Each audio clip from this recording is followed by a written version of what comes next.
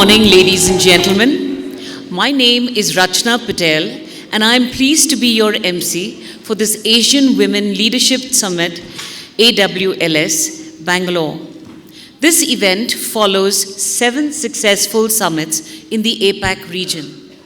These events provide a platform for senior decision makers to interact, network, and exchange ideas and best practices with fellow professionals. Gender parity is now a key part of boardroom discussions. Research shows that companies with greater participation from women at the senior decision-making level perform better. They also produce better shareholder returns over an extended period. It's more than a moral issue, it's an economic imperative. While much has been done to further this issue, more must still be done to accelerate the change underway. On behalf of the organizers, Quest Conferences, I would like to thank our sponsors, Capgemini, Dell, JLL, WeWork, and Video Hire. We'd also like to thank our media partner, CNBC, gift partner, Nestle, diversity partner, Jobs for Her, networking partner, NHRD, industry partners, AmCham and NASSCOM. Everyone, please join me in thanking them for their support.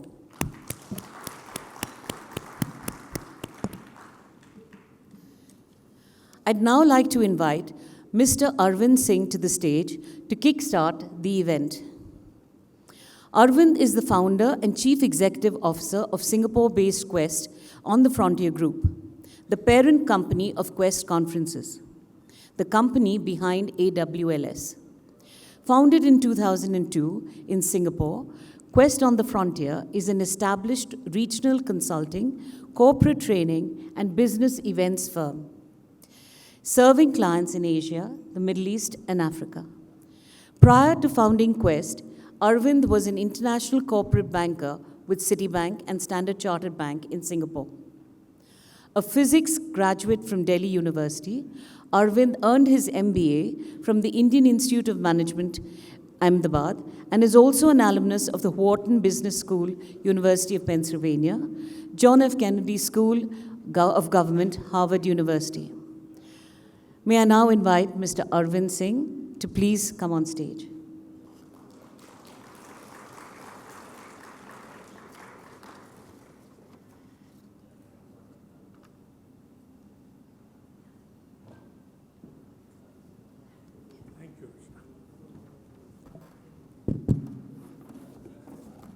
Thank you, Rachna.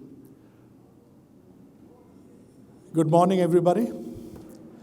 I must say that on this forum, this is the 8th edition, and I must start by admitting that this is the one with the least number of men.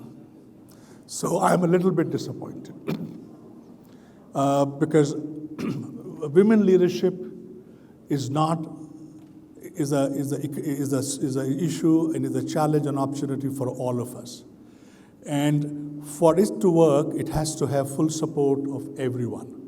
So especially for the brave few people, men who are here, may I request a round of applause for them.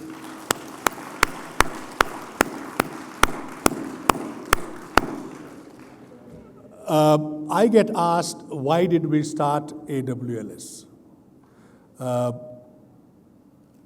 And it started, we still do, and we run a headhunting practice. And some of my colleagues used to say that male candidates are willing to engage without even reading the job description. They just say the job, what is the title? How much is the money? It's a bigger job, I'm in. And female candidates needed much more persuasion. I'm not sure whether I can do it, etc., etc. So, and I remember talking to a gentleman, regional president of a large US multinational, and I said, is it only because we are an agency that they act like this? And he said, actually, no. Even internally, we challenge ourselves because their thought process perhaps is different, but in a mostly aggressive organization part, if you don't put your hand up in the first 15 seconds, people think you're not interested. And this gentleman, so I think that's how we said that, look, there's no platform in Asia to create best practices on what different organizations are doing. For example, he said that, look, I used to ask Paula, my head of HR, that for this role, we are looking for people, and I always would get male candidates mostly. And I said, look, I thought that Linda in that country is good. Have you thought about her? Oh, no, sir, Linda would not be interested. And why so? Oh, she has a young family, and her mother-in-law is old. And he said, look, I used to listen to all that story, and I said, look, did you ask Linda? And the answer was no. So he basically then said that, look, for every senior role that comes to me, I insisted that you must have at least, out of the age of 5, 2 women candidates, whether internal or external. And his point was, I'm not going to give a job to a female leader just because of the gender, but I do want to make sure that the organization is opening up and welcoming and considering them before we decide. So this is the part of the nudging that an organization needs to do to break some of those barriers, and many of those barriers are not conscious. I mean, Paula did not mean to put down Linda when she said that she's not interested, but they just become biases, which become part of the thought process, those unconscious biases.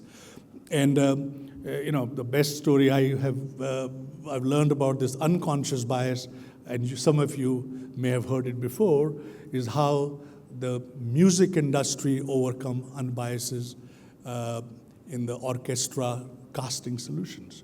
I'll keep it brief, but a lot of the music maestros in 60s and 70s found that 90% plus people were men, while there was an equal number of female who were also practicing music, and they were very good at it. And they said, why should this be the case? Why don't the women get selected in a more number? So then said, maybe a wise man suggested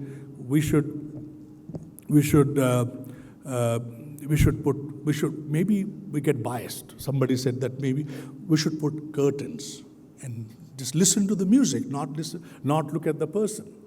So they started putting the curtains, and the ratio went up from whatever, women's ratio being 10, 12% to 20-odd% over the next 10 years. Still not good enough. So they kept saying, what was happening? And then another wise man said, maybe we get a clue when the musician behind the curtain is walking.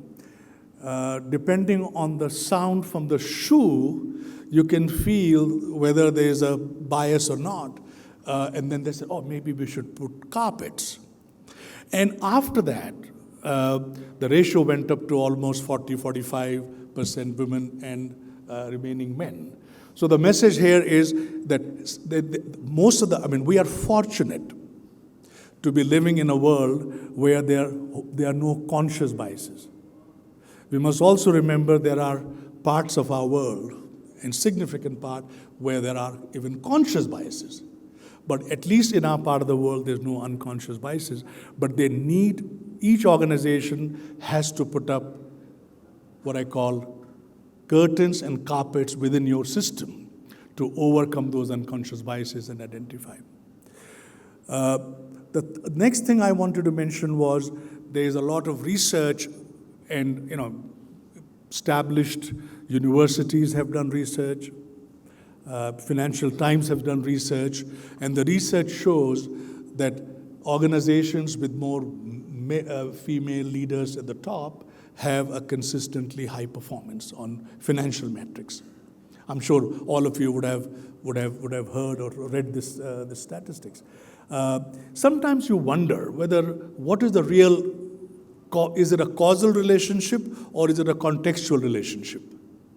Because if it was that easy to improve financial performance, I see sometimes a data that shows for every 1% increase in your board, your financial performance goes by 7%.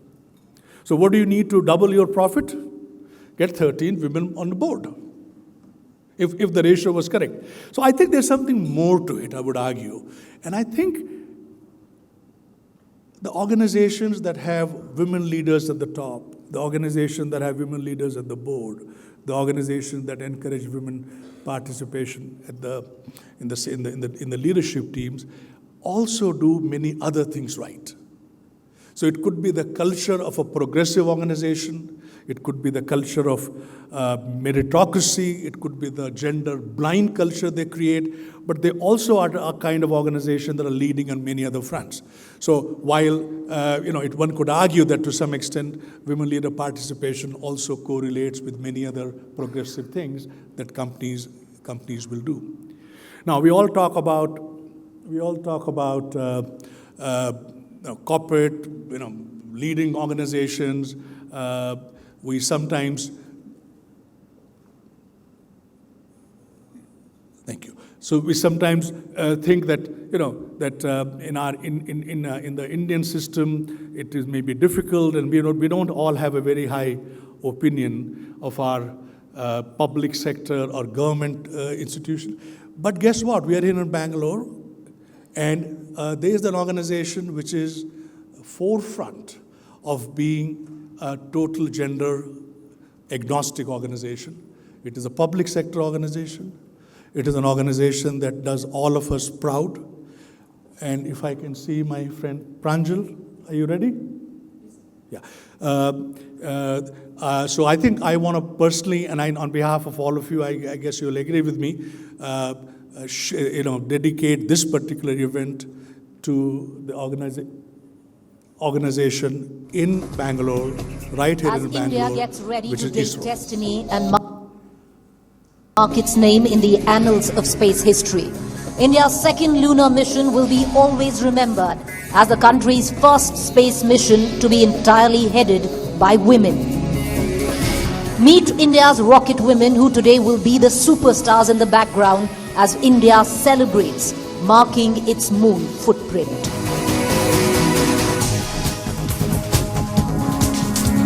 Muthia Vanitha, Project Director. History will remember her as the first woman project director in ISRO for Chandrayaan-2, India's marquee moon mission. A side note here, Muthia Vanitha was first reluctant to take up the project, but later surprised all with her dedication. Assisting her closely is Ritu Karidhal, Mission Director, affectionately called the Rocket Woman of India at ISRO. In 1997, she started her career as an aerospace engineer at the organization.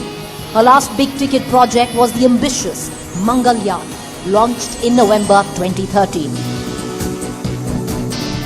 Both Karidhal and Vanitha are in their 40s and have been part of ISRO for the last 20 years. Vanitha, an ace data cruncher, Ritu, having played a pivotal role in other ISRO projects like Mangalyaan.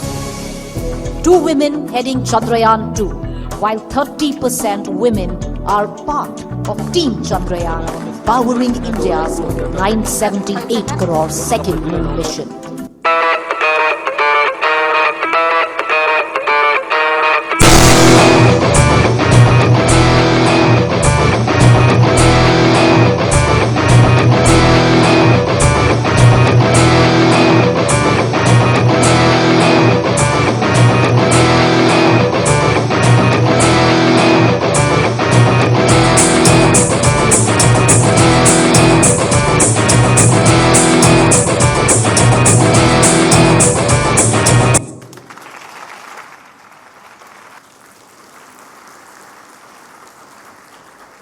Thank you. Have a good day.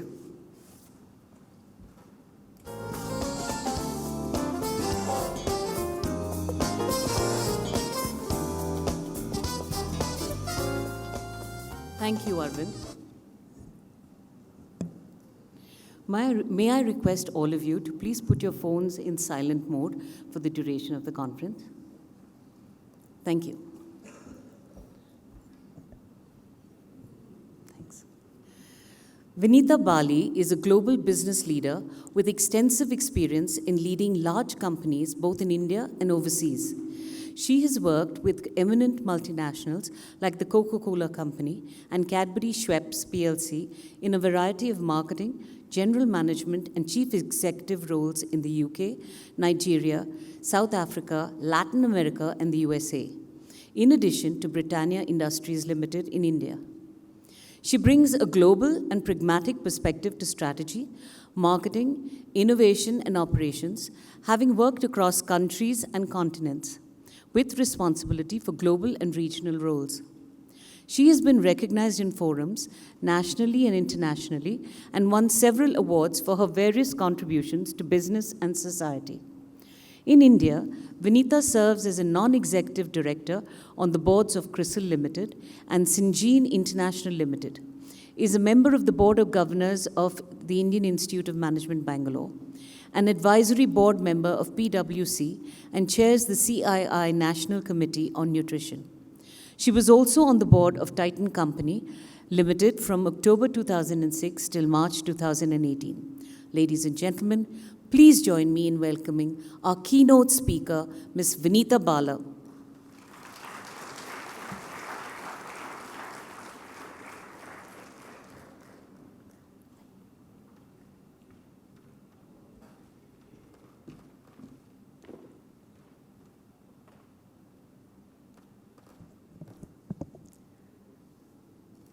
Thank you very much, and thanks to Arvind and this entire team that has put this conference together. I think we couldn't have said it better when Arvind said that what we really need is more men in the room. And I say this because the point I really want to make today is that leadership has really nothing to do with gender. And I say this with conviction. I say this based on my own experience. And my own experience extends to living and working in 6 countries on 5 continents. And in addition to that, doing a large number of global roles. Somehow, we have separated competency and gender when we talk about leadership. So what I'm about to share with you over the next 10 minutes, and then I don't know if Parul is in the room, what we had said was that we would have about 10 minutes for questions from the audience, because I think the more interactive we make it, the better it is. So what I'm sharing with you is based on my own experience and my thinking about what really is effectiveness in a corporation, what is effectiveness in an NGO, in an academic institution. It doesn't really matter. And my conclusion really is that it is about your competency, it is about your experience, it is about your attitude, it is about the attributes that you bring to the job. Therefore, it is about behavior. And when we think about the word leadership, it's actually behavior. Leadership is a verb. It's not a position. It's not an entitlement. It's not something that, that is granted to you in an organization. Leadership is really about behavior. And those behaviors that take organizations forward, those behaviors that work collaboratively, those behaviors that take other people along with you to the path of success are the leadership behaviors that we most need. And my submission to you is that they have nothing to do with gender. Think about it differently. When you walk in through the door in your place of work, whatever that place is, it could be a university, it could be an NGO, it could be a bank, it could be a manufacturing organization, whatever. Your gender has very little to do with it. What has everything to do with it are your qualifications, your past experience, your track record, your attitude, your knowledge, your skills, your willingness and ability to learn.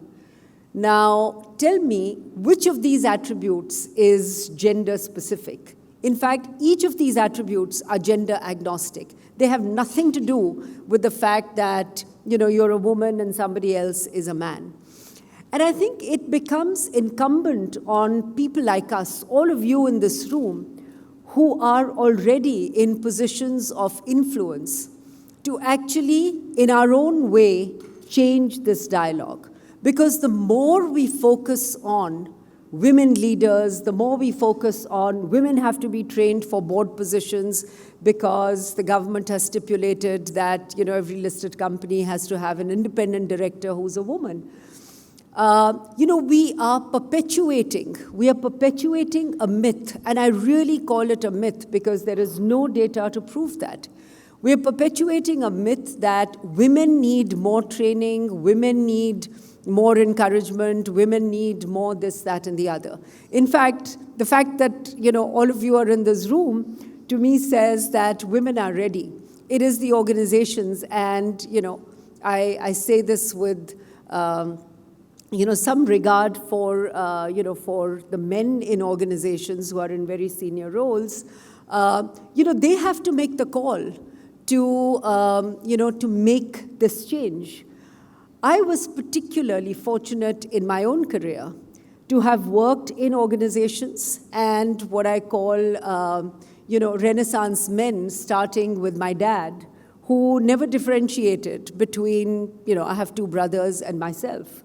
I wanted to go and work in Nigeria. I went and worked in Nigeria as a single woman at a time when a lot of men would not have gone and worked in Nigeria. This was in 1992. I worked in the UK. I worked with the Coca-Cola company as division president in South Latin America. And, it doesn't get more macho than that. I used to walk into, I never saw, a woman at work. It's a bit of an exaggeration, but, you walk into a room in a conference room full of 40 men. But did I think about them as men and me as a woman? Frankly, I did not. I walked in there to do a job. I walked in there with a certain responsibility. I walked in there for ownership of outcomes. I walked in there to do the best that I possibly could, and it worked. And therefore, it becomes absolutely critical for those of us who have reached positions where you can influence decisions in your organization, where you can influence your male counterparts to think differently, where you can compel the organization to think innovatively about what happens if and when women have to take a short break. And this keeps coming up, women go and have children. The fact really is that if the men don't want the children as well, then, it would be a moot question. But think about it differently. In a 35 to 40-year career in an organization, even if you take 6 months away, it is no big deal. We make it a big deal because I guess it's easier to. We make it a big deal because it just keeps the conversation going. But I think the conversation has to change, and the conversation will only change if behavior changes.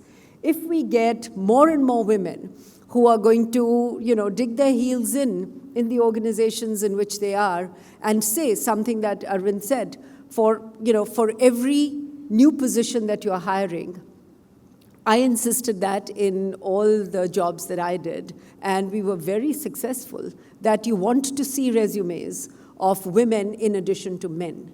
Now, the thing to remember is that in those decision-making areas, you don't sacrifice competency. You don't sacrifice, there are no compromises to be made. The good news is there are plenty of women out there. They are engineers, they are chartered accountants, they are doctors, they are academicians. There are plenty of qualified women out there for no organization to really make a compromise on competency. So I'm emphasizing competency more than anything else, and I'm also emphasizing the fact that competency has nothing to do with your gender. We have made it out to be, but actually that is a myth that has perpetuated for far too long, and those of us who can change it must and should change it.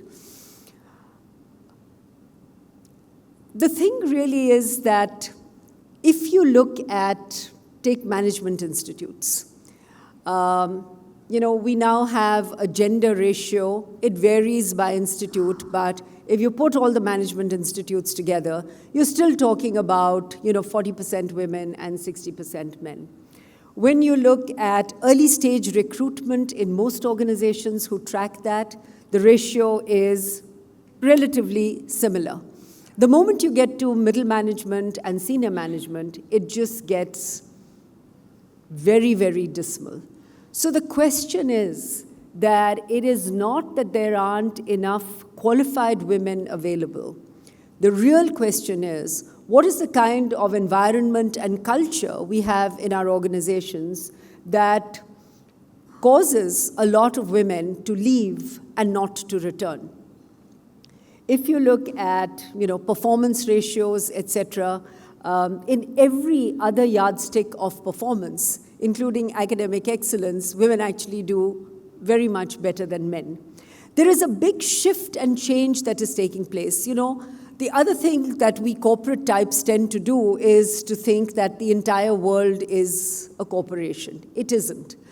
Right now, I'm doing a lot of work in nutrition, which takes me to the villages of India, and I love that. If you see what the women are doing in the villages, women who have very little wherewithal, women who have very few opportunities, how they are making the most of the frugality that they have to create a change is something which is quite significant and something that we will see the impact of in a few years from now. Most women in rural areas are very clear. They don't want their daughters to lead the life that they have led. And against all odds, these girls are being sent to school and so on and so forth. So I do believe that all of us have a responsibility to create the ecosystem that we want to create, an ecosystem that is fair, an ecosystem that is equitable, an ecosystem that recognizes the talent and competency of everybody, irrespective of your gender or any other preference. In order to create that ecosystem, men and women have to work together. It is not that the women take off or the men take off. We have to work together. And for those conversations to really be meaning conversations, we need more and more participation of both genders in conversations like this, in discussions like this, which hopefully will lead to a different kind of action and which hopefully will lead to a world where we are no longer talking about women and men separately. This is quite an isolation. We have to bring this together because at the end of the day, what are we talking about? We are talking about talent. We are talking about collaborative work. We are talking about teams and partnerships that are going to make a big difference, that are going to make this world, our communities, our organizations, and this universe, frankly, a better place to live in. And right now, and of course I don't want to go there, there are many things in this world we need to correct. You can start off with talking about, climate change and other issues. But again, all of those, to me at least, are symptomatic of how people think about issues. Do I think it is my issue or is it somebody else's issue? If I think it is my issue, then leadership demands I do something about it. Because, as I said earlier, if it is a verb, it is about ownership, it is about accountability, it is about changing things in the right way, it is about dialogue, it is not about decisions made in isolation. It is only through dialogue that you get inclusion. It is only through dialogue that you get understanding. It is only through dialogue that you can actually make things different and make them better than they are. So with these few words, I am going to end my formal talk and throw it open for questions. I believe we have 10 minutes for questions. Parul, wherever you are, keep me honest. That's what we had discussed. Thank you.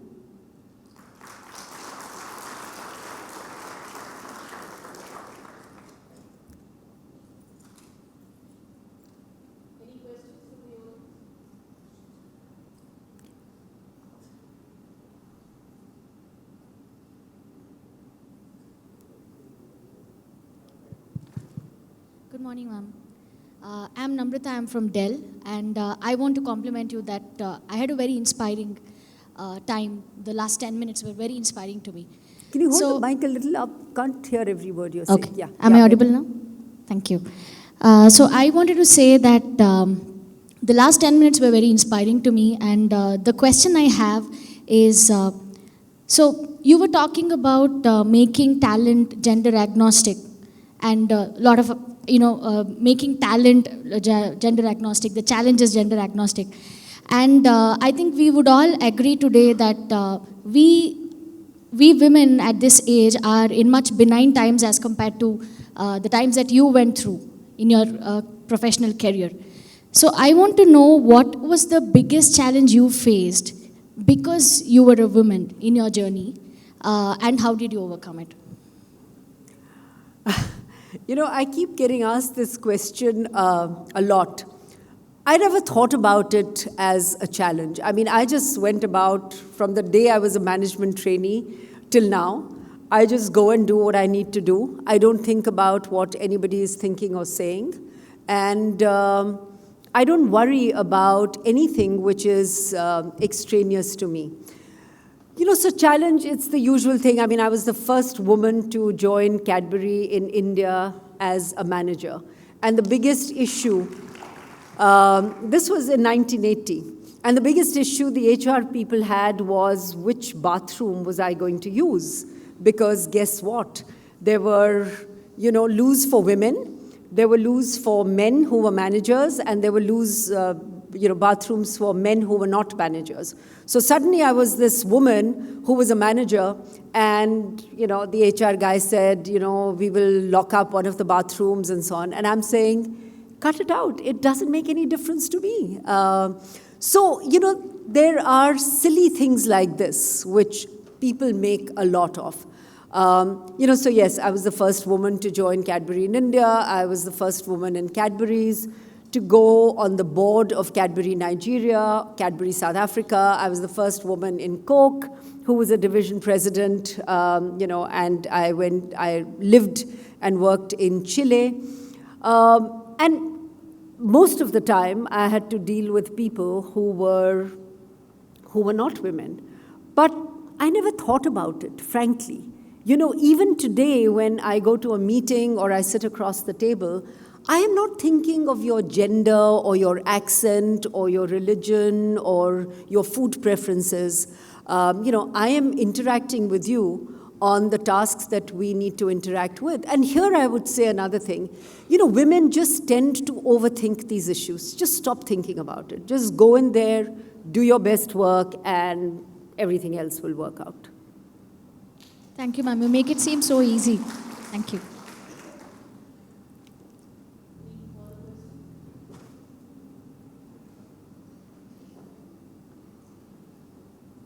Gosh, these lights are really blinding.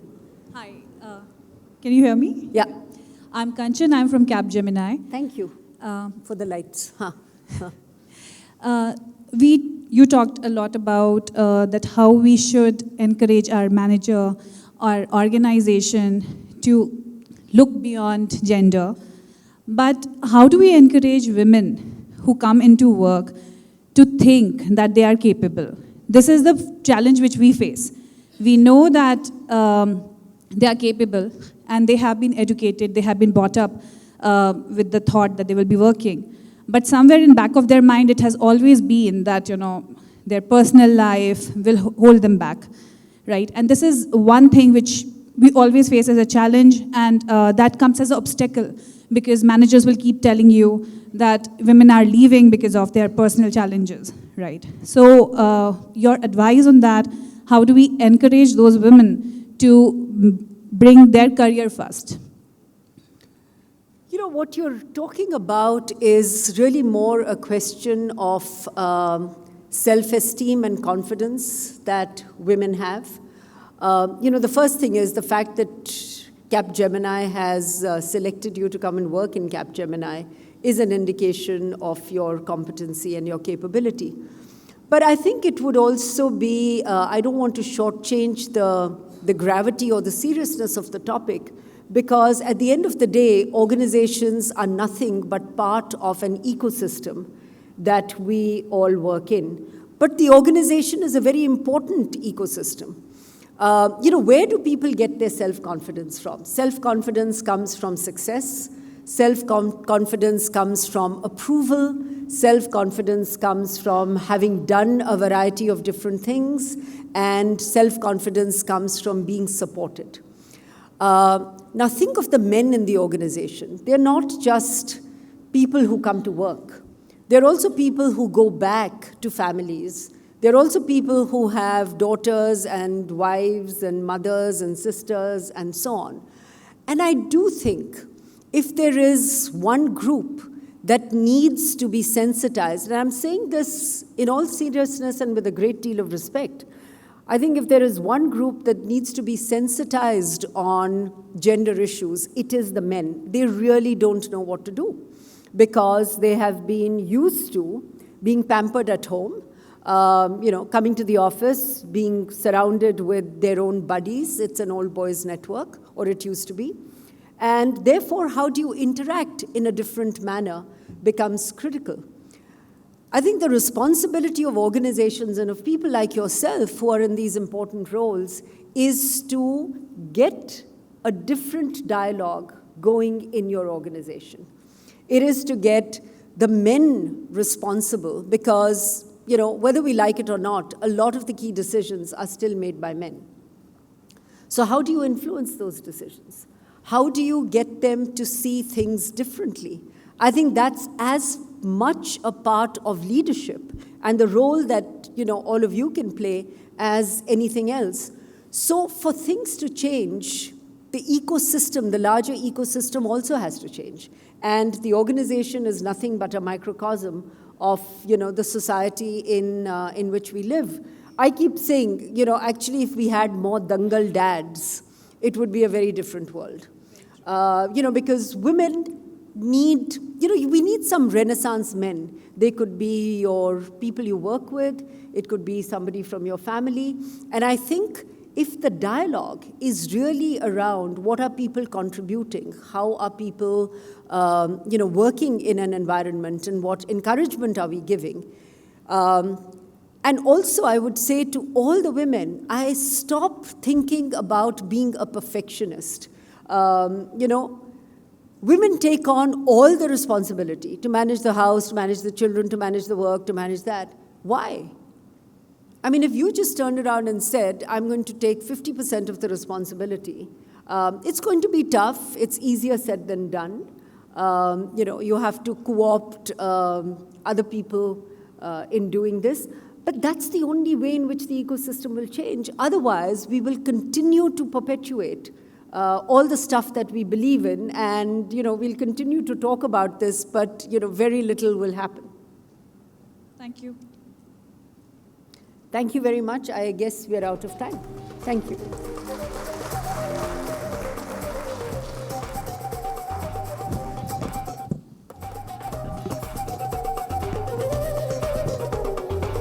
I'm sure you'll have many more questions for Vinita. She will be available during the networking session. Maybe for tea, will you be available at the tea break?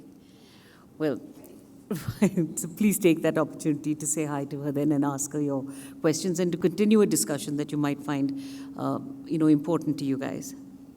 So thank you, Vinita, for sharing your experiences with us and also for your interesting insights into leadership. I think, you said leadership has nothing to do with gender, and it's about behavior, which is actually quite an interesting, point of view.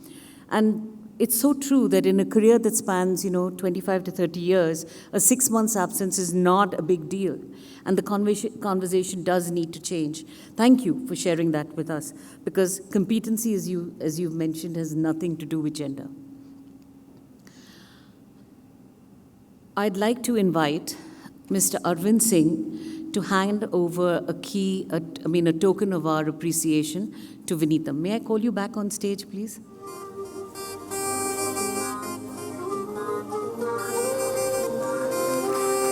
Thank you.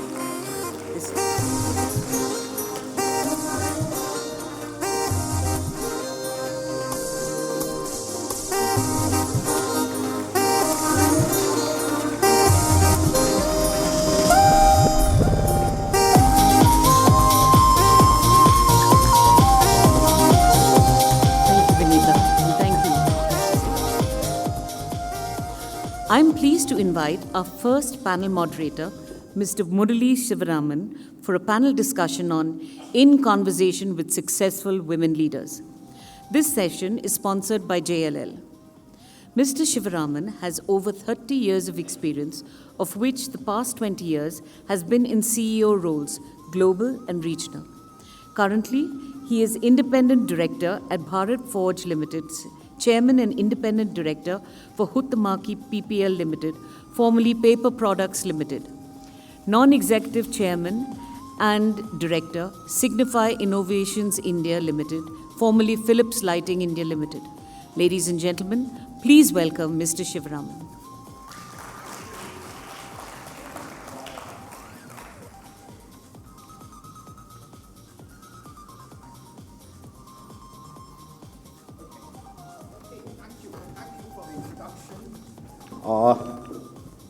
You know what I'm going to do is, first of all, check out the energy level in the room. Good morning. Not bad. Good morning. Love that one. Beautiful. Now, thank you. Thank you, Marita. Okay, and Vivek and us are all batchmates, so we'll catch up later. Ladies and gentlemen, you're now going to witness 5 outstanding personalities coming on stage. They are so good and great in what they have done in life that I, with the permission of the organizers, will keep standing here. Okay? I'm going to introduce them one by one because when you ask them to introduce themselves, they'll be very humble about themselves. That's another great trait of leadership. So, may I start with Sheenam, please? Sheena Mori. Round of applause. Vice President, Enterprise, Vice President, Enterprise Dell Mobility, Chief Information Officer, CIO Leader, Asia Pacific, Chairperson, Women in Action, okay? And her vision, which is to make digital IT a service model, okay? Platforms, products, services are just a means. Just make the whole space a service model. When we drill her, and I want you to do that, you will see that in her life, she made some career choices. And there are some great examples that she will articulate. You're in a position of discomfort, but you're pushed to do that, and how it unlocks your capacity and your potential. And she also believes, keep in touch with your old bosses, okay? They might have been mean and nasty when you were working for them, but they are great mentors to have. Thank you, Sheila. Next, may I invite Vidya Lakshmi. Wow. Managing Director, Goldman Sachs. Let me repeat. Managing Director, Goldman Sachs. Head Human Capital. When you listen to her, and you should ask questions later, formative years in Kenya. Back to India, that's the first time she was exposed to the Indian college admission competitiveness. India just embeds competitiveness into you. And she said, look, what do I do? So she took economics. Then she said, why don't I do CA? Chartered accountancy. She gives the entrance and she tops it. And she says, big deal, man. Why is all this fuss around CA? So that's Vidya. Goldman Sachs, 2004. Now look at the choices she makes. Huh? Joins in investment banking, moves on to the chief of staff role, and now spearheads the entire human resource for Goldman Sachs. Her mantra, take risk, keep learning, and believe in yourself.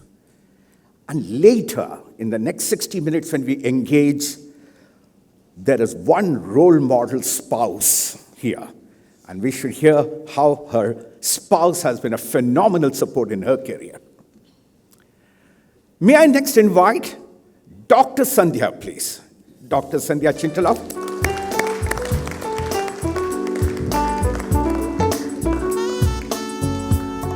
Executive Director, ITES Skills Council, Vice President, NASCOM.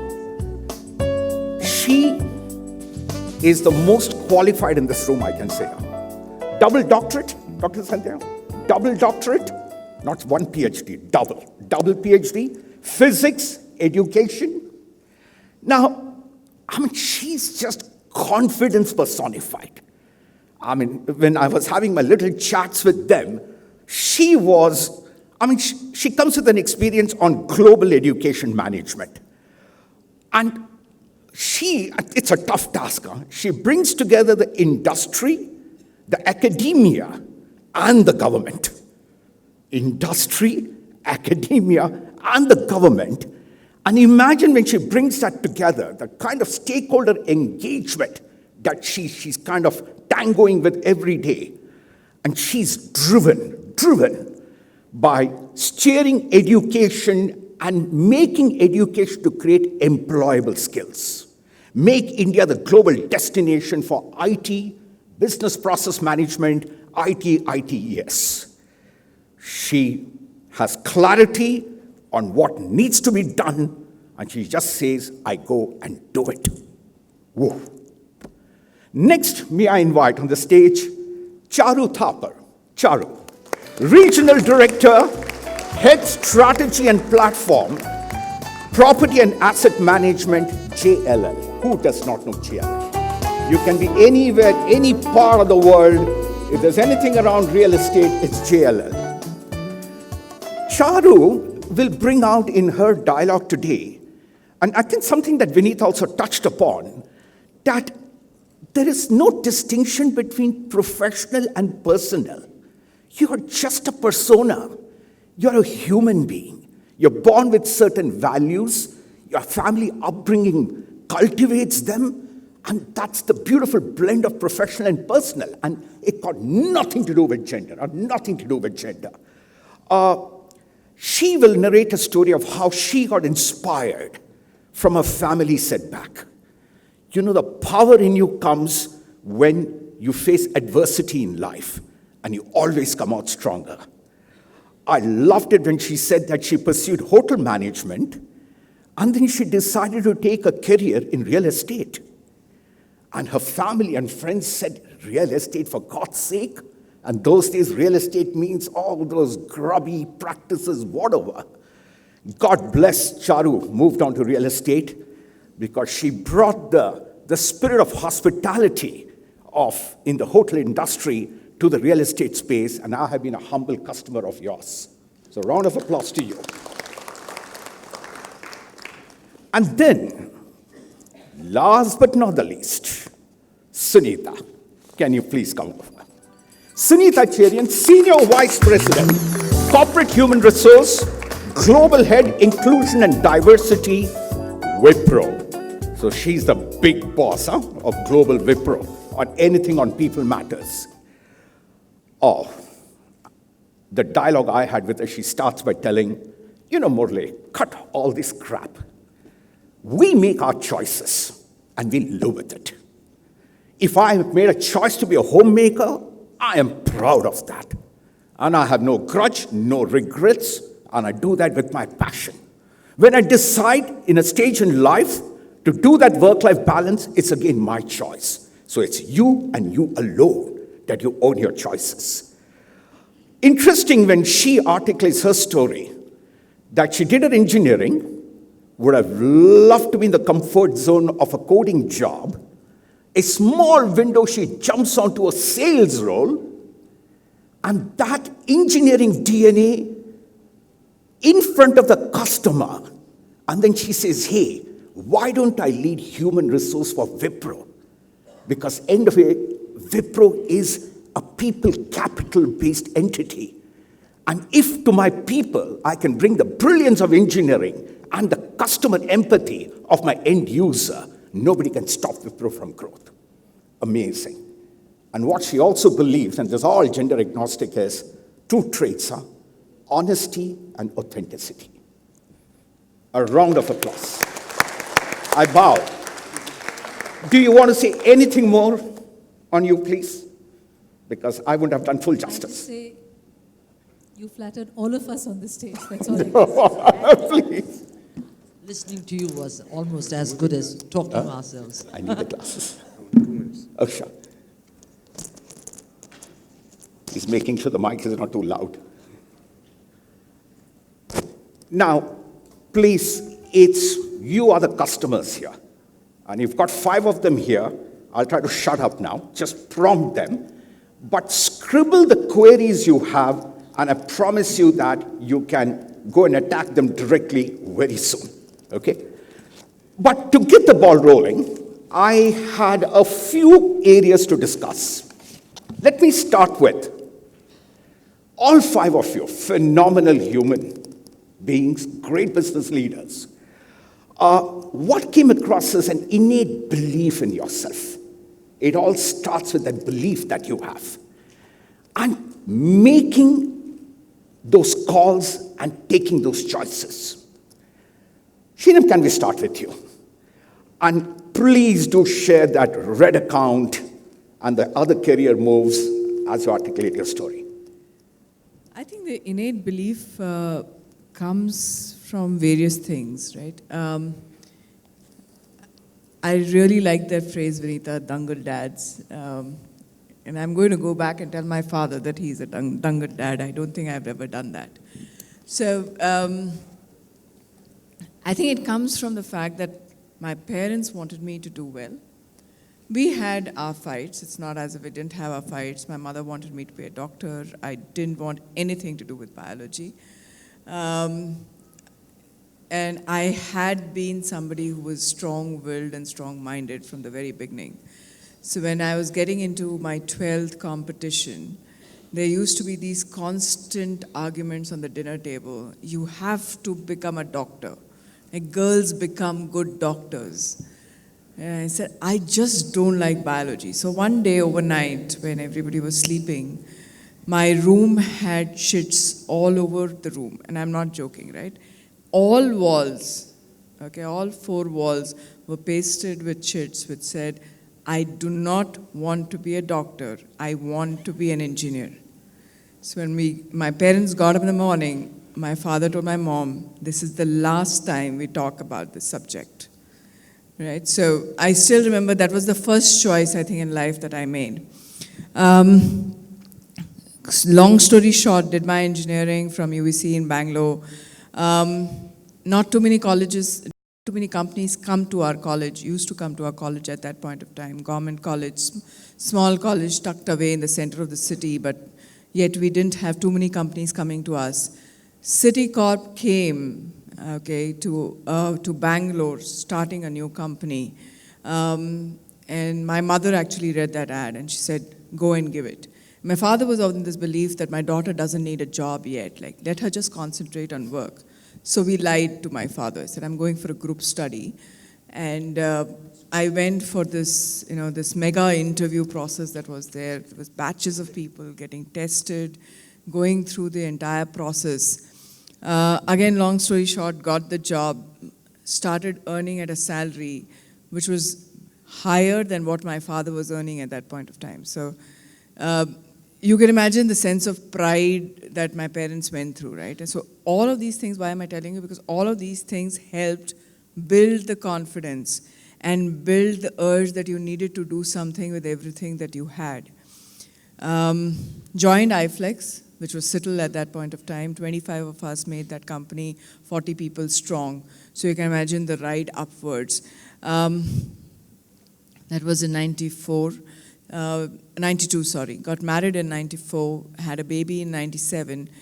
And I think in 99, Alok had to move from Bangalore to Mumbai. I decided to stay back in Bangalore. I had a support system. We just got admission for Adi, my son, into a good school here. I didn't want to break that. One night, while sleeping, my son asked me, will you also leave me and go away? You know, it is those times when you think whether, you know, your career is important or your family is more important. And I think at that point of time, I took a decision that I will not travel. So for about 8 years since then, I did not leave Bangalore. And if I left it, it was a morning and evening trip to Mumbai because we had an office in Mumbai. One fine day in 2004, I still remember my manager came and asked me, he said, there is a Reddit account, and here is a person who's never talked to customers, who's been in development, in taking a back seat, literally, in everything that's happening in the organization. There's a red account, I want to take it, go and make it green. And I just looked at him and said, you want me to quit? I have never talked to a customer. I've never done an implementation. Here you want me to lead an implementation. I don't understand what happens in an implementation. And then you give me a red account that's at a legal lawsuit level, and you're telling me bring it back.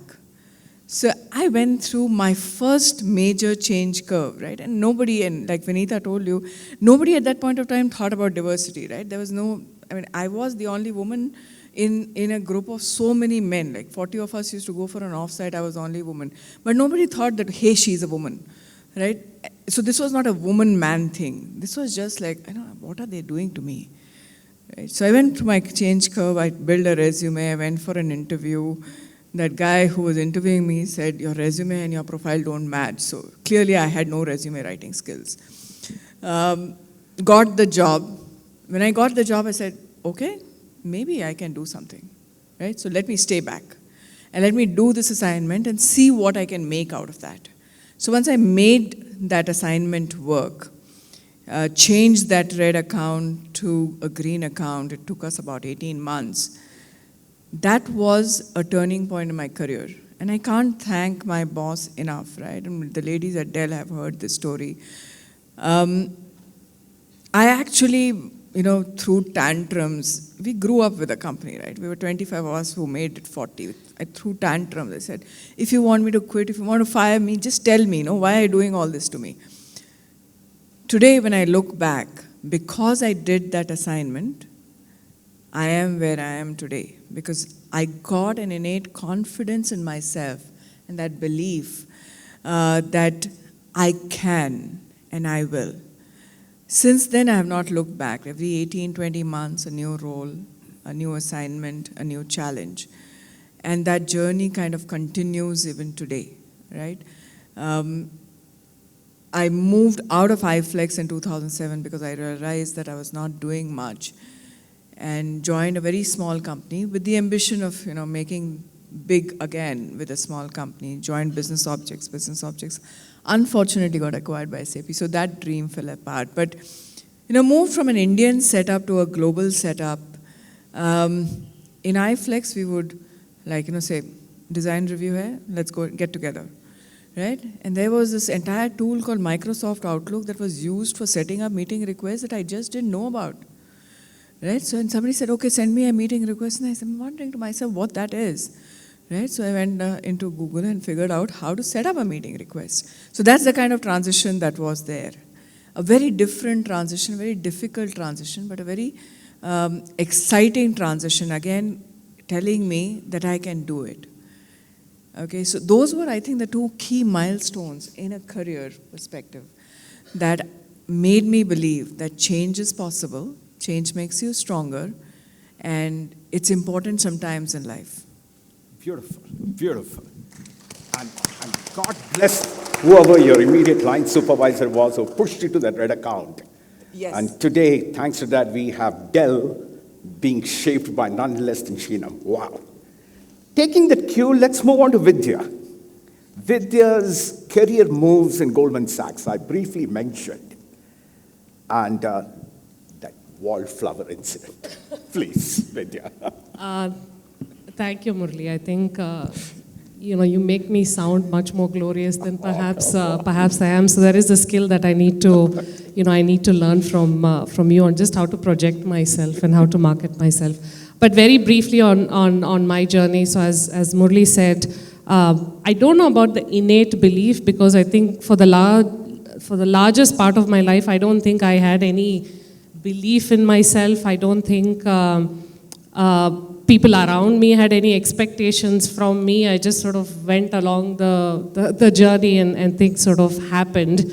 And so as he said, I grew up in Kenya, spent pretty much my entire formative years there until I had to come back to India for my college education. I wasn't I think for all intents and purposes, I think I was a science student. So came back and didn't get admission in any college because you have to get 200% to get a seat in any college. So the two options I had were to study economics or to study literature. And for the life of me, I couldn't, see myself studying literature. So I said, let's just take whatever comes. And I took up economics. My brother was studying chartered accountancy. And so I realized that the cheapest course in this country is chartered accountancy. You just have to pay, I don't know, at that point, 100 rupees to buy that registration form and, and just register.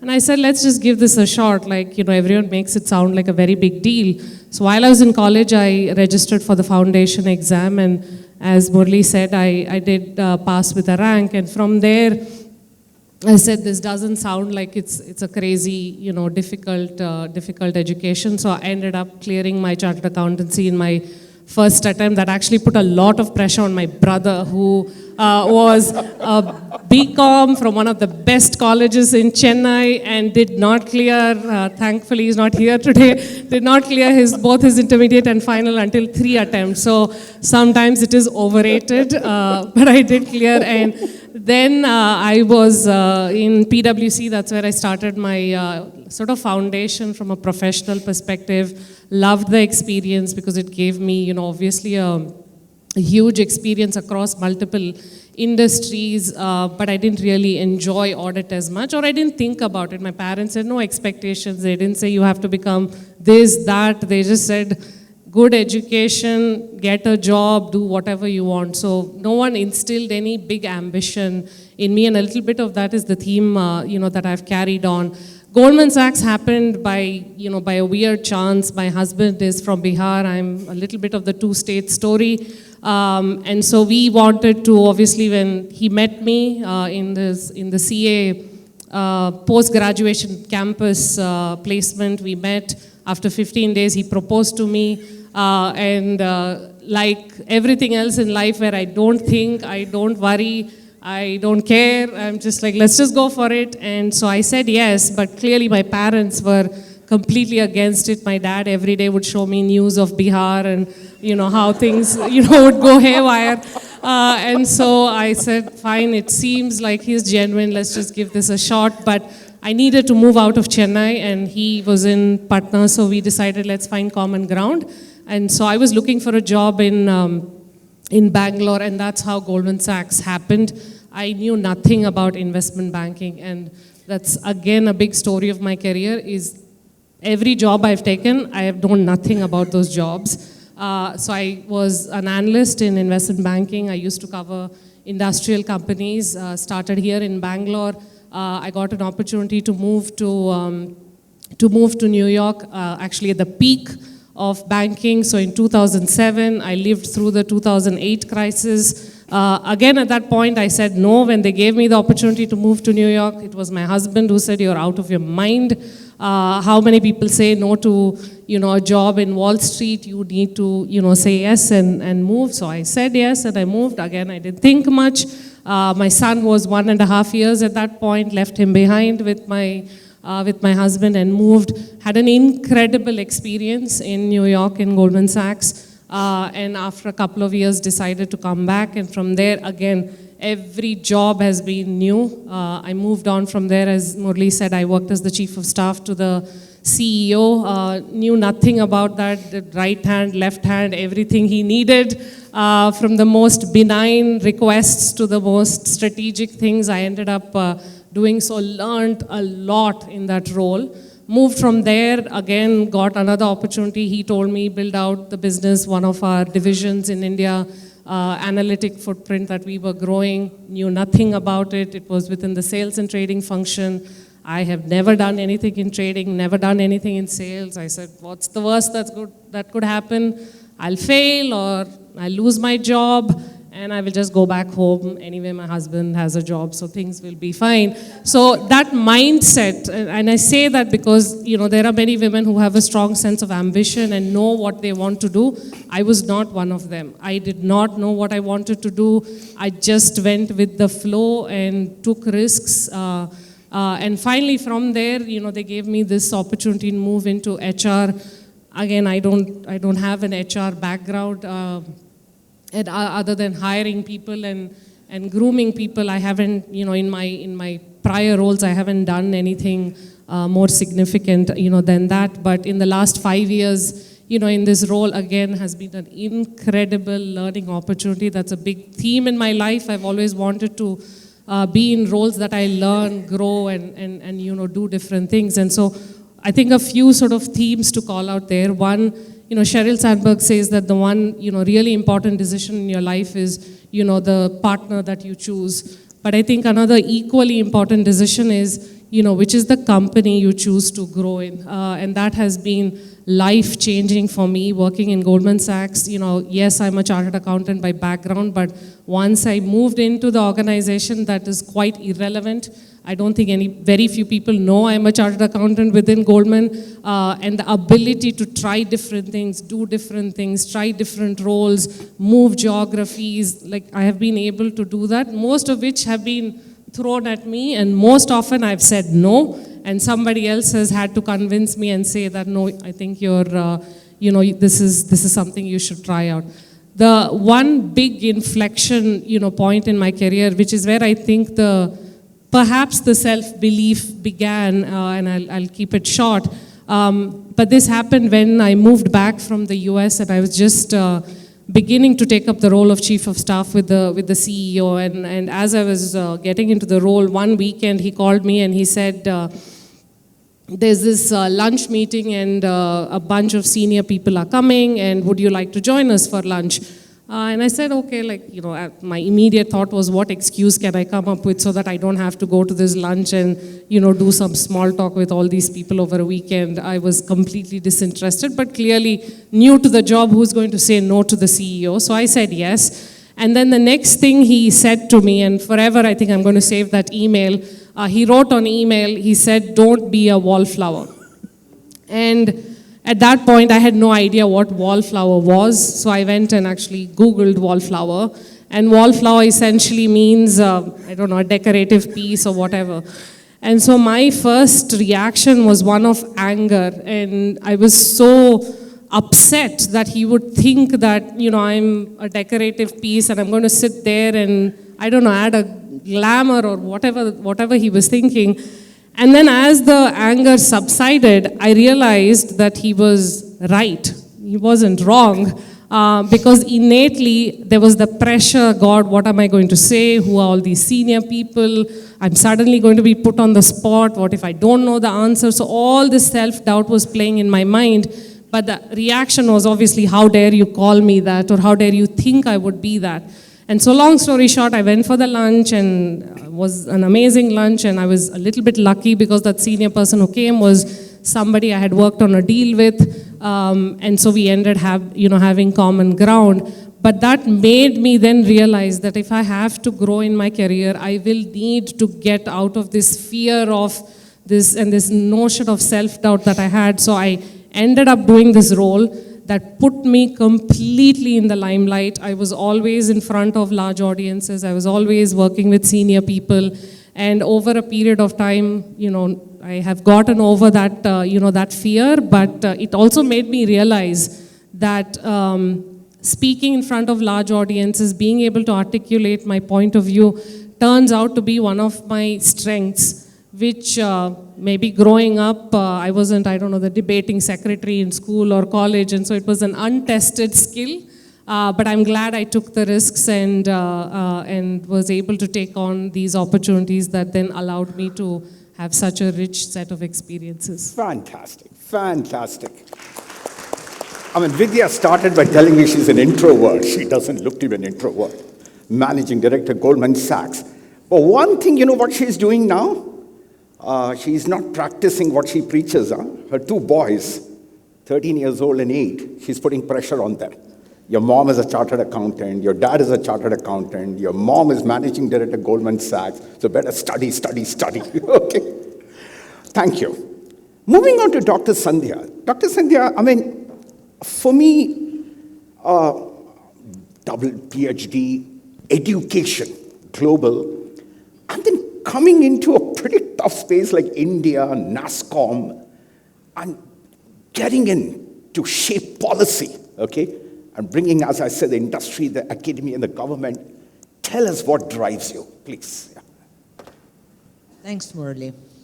Ladies and gentlemen, as my colleagues here have spoken to you, I'm a change agent. If I don't like something, I'll go do something about it. Vanita, to say something different, I believe we are a superior race. Sorry, negative to the gender. We multitask. We look after the young ones. We can give birth, others can't. And we can do so many things. I excel in what I do because I plan, but I've had a very, very hard time from the very beginning because I come from a very middle-class family. But today, if I would look at colleagues around me, I'm a grandmother of 4. I'm a mother of 2 daughters, both entrepreneurs and very well settled, doing extremely well, and a wife of 1 husband. So putting these 2 together, we had an ecosystem of parents who felt that a woman should be married as quickly as possible and got rid of. So rather 12th class seemed to be a defining time and say, beti ko shadi karwa do. So we somehow persist. My mother fought for us. And then I was from one of 3 sisters. So having had that, we all worked extremely well and very academically, very high achievers. That was the only thing we could do for ourselves. That's what we armed ourselves with. Post that, somehow, beyond the degree, we couldn't manage. We got married, and I thought, running from here, I could have a better time if I went off to my in-laws' house. So I was actually jumping from the fat into the fire. There they felt, oh my God, ghar ka bahu shouldn't even go out to the store because there were men in the store. Tell me where they aren't. So that was the background. And I found, and I wanted to study more. They said, no, you cannot study more. The wife of an IAS officer, he will feel belittled, so you mustn't study so much. Be where you are, be happy. Your role is different. Then I said, what do I do? So I found that these people actually believe in a God-man. So I went and convinced the God-man that I'm the right candidate to actually work. So I, as a graduate, was teaching graduates in the village where my husband was posted. So from there, I took on my academic, and I said, by 30, I must get my PhD. So walk that way. But by the time I finished that and the young ones grew up, the 2 daughters, it was hard to move along. But every time of the way, they said, no, I'm not going to give you your degrees, so you cannot go out and look for work. So I took my degrees in my own arm and I walked the streets to get myself a job. Ladies and gentlemen, you believe you can do it, that's it. Keep that faith in yourself and you can meander. Now, even now, I still feel there's so much more to be done. When I looked around and saw there are people who can't get this educational opportunity, I said something must be done. So after working abroad for many years, because when the kids came up, they said they wanted to go abroad. My people said, no, you cannot take girls out of the country. I said, all right, you sit home, I'll take the girls, walk the walk and walk the talk, and went out. Got them an opportunity, trained, got myself a job. Actually, I had to fixed a job for myself in one of the countries where I was going. And when I was entering the airport with the 2 young girls, no one else beside me, I saw the person who promised me a job going back to India. I said, oh my God, what's happened?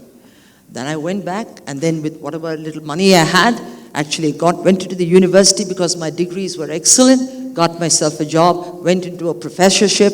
And then when I was watching, I saw a country change its pattern of education by actually having a marriage between industry and academia. I said, why can't India do this? So then I walked to the World Bank, came into India to do the change which Chandrababu Naidu tried in Telangana, and actually made a part of it. Then they said, let's go back. Then I said, no, let's continue the change here. And that was the time we started what was called an Institute of Service Management, which was an industry academia meet. Then NASSCOM said, what you're doing here is to actually what we want to do. Can you come on board? So that I started as one person, started a dream for the country to actually make and build a talent pipeline that could build India as the world hub for talent. Having done that journey does continue even today, but I take everybody along with me. So it's not a difficult process, it's all in the mind. So basically, as young women who are sitting here, keep yourself financially stable. There's no love that you could have a joint account, right? Keep yourself financially stable.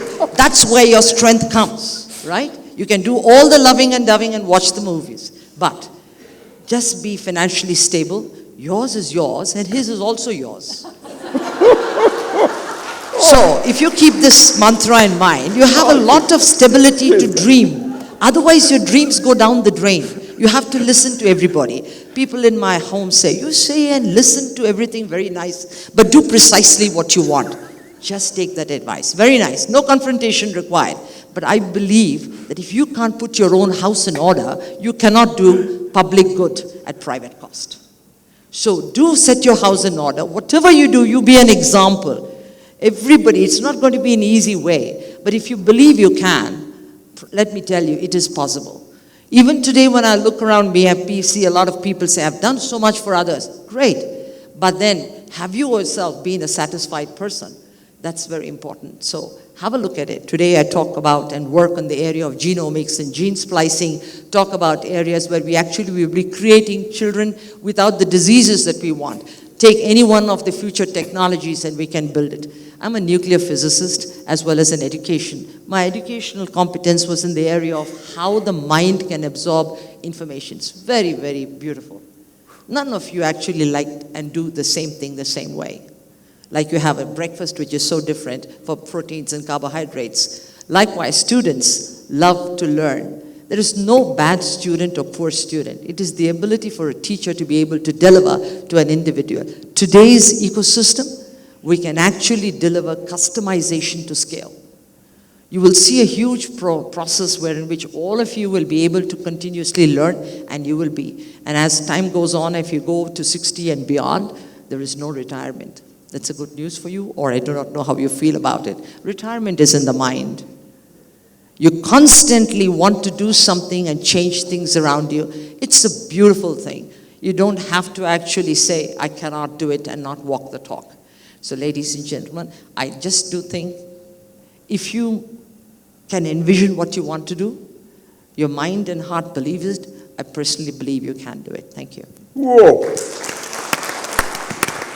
Aren't we glad that she's shaping this entire space on IT, ITES, and BPM, and there's someone who can bulldoze one's way to get the academia, the industry, and the government together.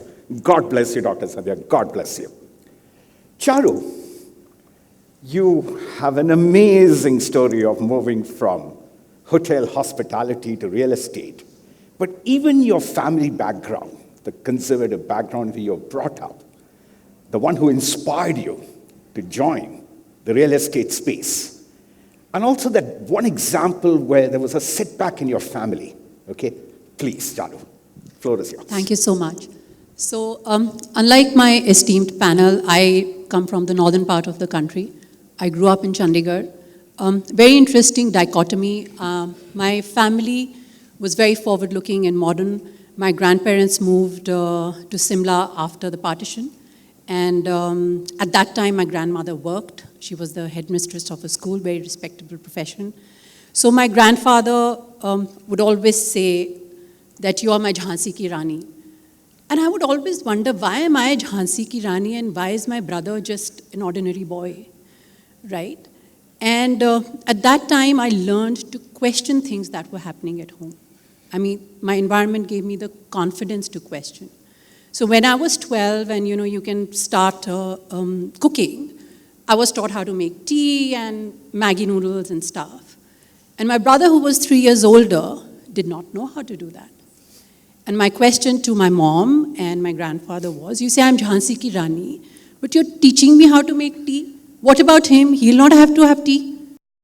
And that is what taught me. And I think that was at that time I didn't know it was unconscious bias. But you must question status quo. I brought it up, and my family realized, of course, he's a boy, and he needs to have those skills. So they were taught to him. The environment around me was different. People did not work. If you did, girls became teachers, and I think a lot of my panelists have said this same thing, teachers, doctors, maybe engineers. So after class 12, I took non-medical, got into an engineering college, and I was like, oh my God, I don't see myself as an engineer. I'm a people's person, you know, that's what inspires me. I had surreptitiously taken an exam for hotel management, and I got through. So then my sales job within the family started. It was in Delhi. I had to move.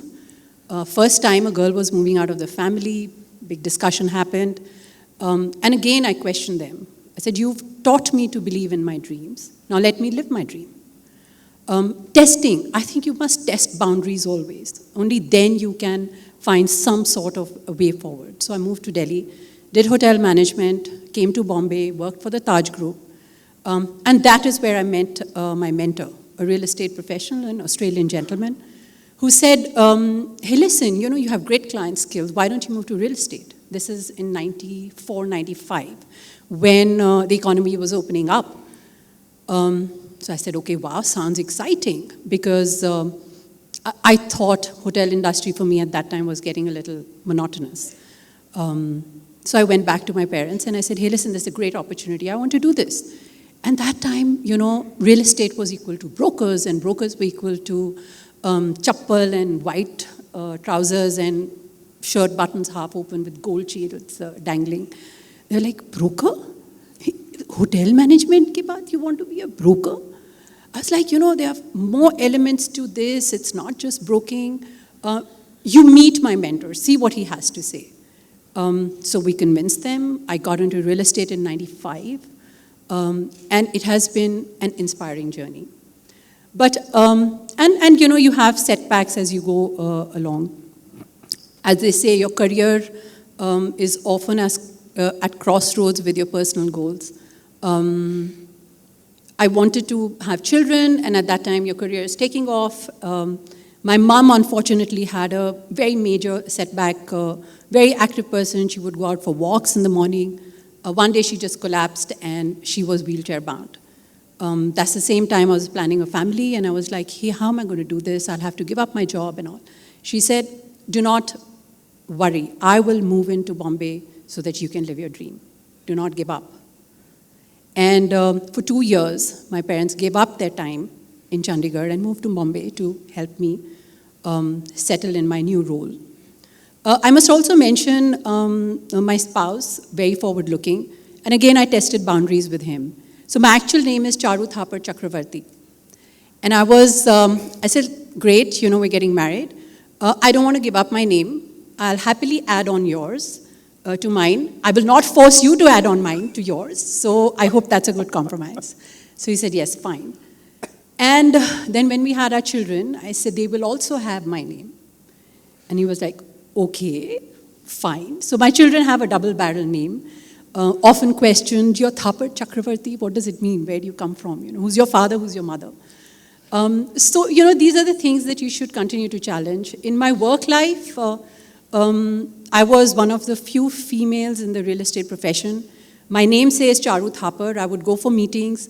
First 5 minutes would be tea, coffee, and as if it was someone, they were waiting for someone to come. And it would be, Thaparji kahan hai? I said, I am the Thaparji. There's no Thaparji coming, right? And it took people a while to get used to taking advice or partnering with, you know, a female colleague. But I must say, full due credit, you open yourself to people, the industry opens out to you. I've never had any biases. I think I completely align with what Ms. Bali said and what a lot of my colleagues have said. It's competency that matters, and your belief in yourself that you can do it. I would really urge each one of you here, whenever you are at those crossroads, do reach out to people. You know, do question things that have been said. So as I had children and you progressed in life, parents start falling ill. This is how policies get framed. So I went back to my company and said, there are 2 times in a woman's life, or actually anyone's career, where you need to take that pause. One is when you have children. So what are the policies that you have? And I'm really fortunate and proud to say JLL as a company has gradual return to work. We mentor our women who go back to have children to come back, because frankly, that is the toughest period in a woman's life. You go through depression, you need someone to counsel you, and the best thing that can happen to you is coming back to work. And unless you share your experiences with girls going through the same thing, they are not going to know. And the second time is when you are caregiving, your parents, your in-laws. And then again, I went back to the company and said, hey, listen, we have great policy for gradual return to work, but we should also look at this. Why should we lose senior leaders because they have to play the role of caregivers? And then we framed the policy to say that any time in your career, you can take these 2-3 breaks and come back. You know, your jobs will be open for you. But all of this happened with dialogue. The dialogue is really, really essential. What is the worst thing that can happen? The answer will be no. Well, then so be it. But the answer could be yes, right? So if I have dreamed a dream, how can I make someone else responsible for fulfilling it?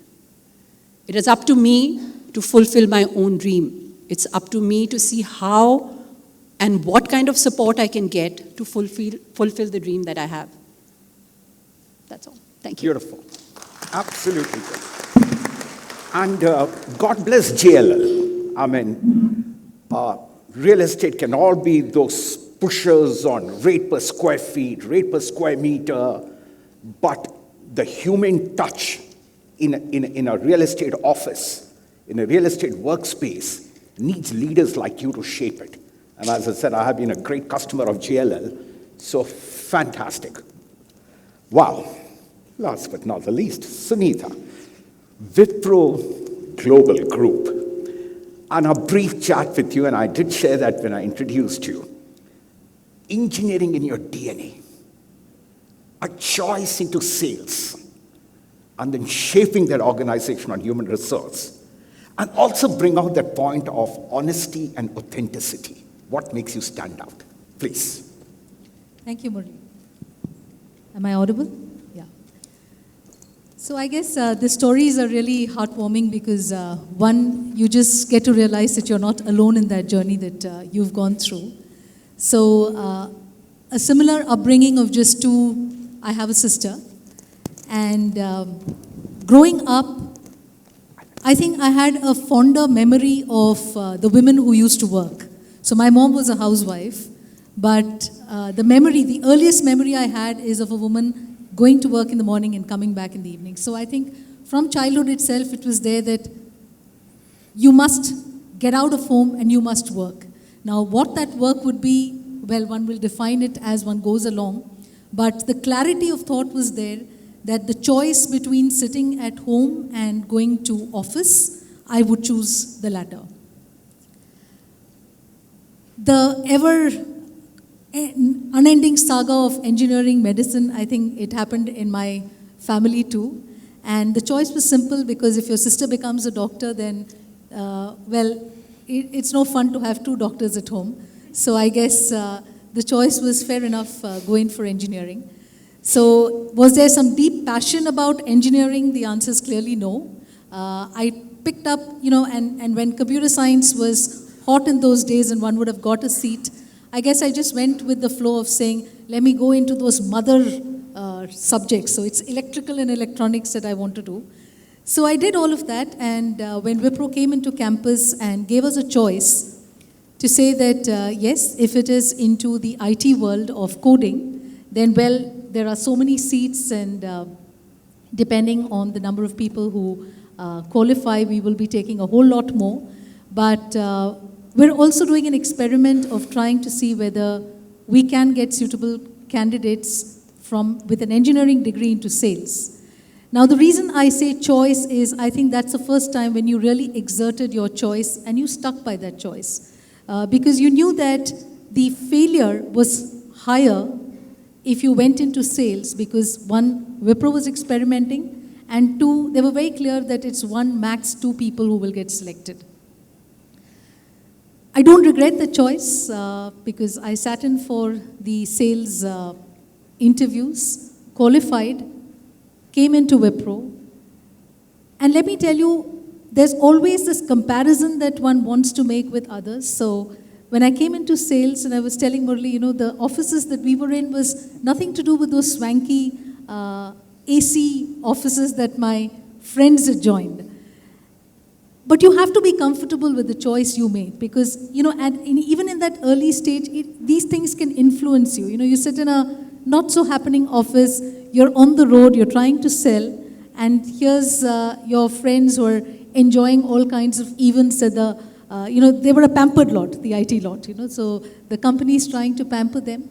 But the fact is that it's a choice you made and you learn to embrace that choice and you learn to live that choice. Moving into HR was another such choice that I made. Of course, a lot of my managers thought that I was crazy to even ask for an HR kind of role. But I guess the intent was very clear that I've seen what life is outside in, and I want to bring that change inside out. So if Wipro is all about people and it's all about IT services, then probably this is the function that has that seat on the table, and this is the function that can really shape the future of what Wipro pitches in front of our customers. So moved into HR, and again, I think it was the best choice that one has made in terms of getting a holistic understanding in the organization of how one really shapes it, how one really enables it. And I would completely agree with what Vinita said. Leadership has nothing to do with gender. So today I'm in a position where I can influence that leadership, where I can influence that culture, where I can influence inclusion to be at the center of anything that the organization picks up. And the reason why probably people sit up and listen to the last point that Murli mentioned is you just state what you really believe in. And I think if you're authentic enough and there are no really hidden agendas behind it, people listen to you, right? So have a point of view, be deeply, have the conviction that your point of view is important and it should be heard. And I think you will be happy to see the fruits of it, because even within Wipro today, I can say that with confidence that it's no more diversity that is a cause of concern to us as much as inclusion. So it's not the numbers that one is after, it's about driving the culture, driving the behaviors, driving the right things, which in turn will obviously move the meter, which in turn will obviously ensure that you have the diverse group of people that you really want to invite. So that's my story, Murli, and thank you for inviting me over. Beautiful. And you know, I asked her a question, at least I have been through that, okay, where people go to the HR head, say, but I deserve this promotion, okay, I've worked so hard, okay. Now, how do you handle the situation where you have to show the mirror, but not lose that individuals? You know, the enthusiasm, the morale, everything. And that's where you said, look, that individual continues to be the hero or the heroine, you know, but show the mirror. Be pragmatic. And just say, look, few more steps to go ahead. Cross this. Fantastic. You know, when there are 5 phenomenal human beings, time runs out. That's my problem. So, but I should be given 1 hour, please, because you can't. Till 11:30? Done? Okay. Okay, all right. Okay, I had a few other questions, but I'm going to pause here. Come on, audience. Okay. You just heard this story. When you were listening, did something pop up in your mind? Mentors, network, spot, anything. Floor is yours.